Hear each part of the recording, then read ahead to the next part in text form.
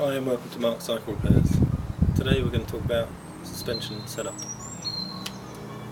Here we have a set of suspension forks.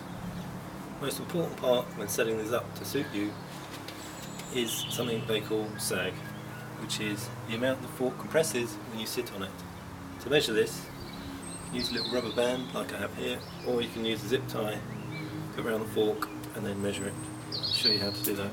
Firstly, push it right to the bottom.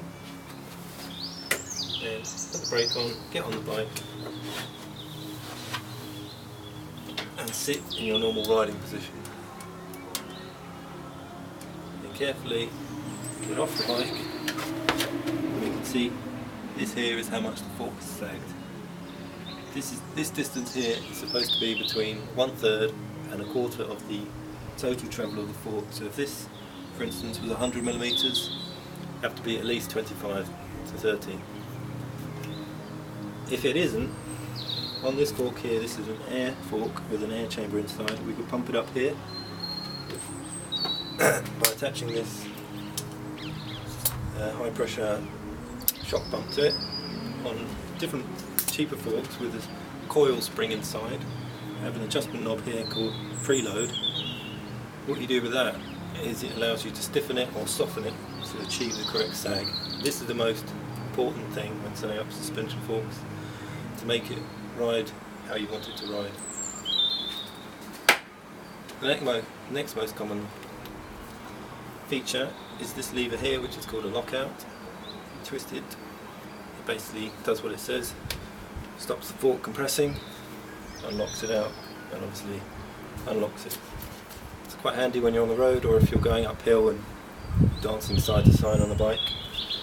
Next we have a rebound, which you get on more expensive forks, and obviously compression, which is quite rare on forks but only on the top end ones like this. Rebound basically shows you it takes a long time to rebound there. If we do it all the way up, we loosen it off, obviously we can speed that up and let it rebound more of a normal rate.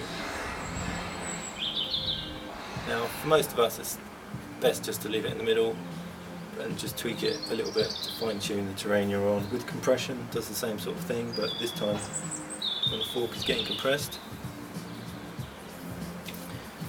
you turn it all this way, gives us fast compression, all the way this way gives us slower compression, but again leave it in the middle if you're not sure.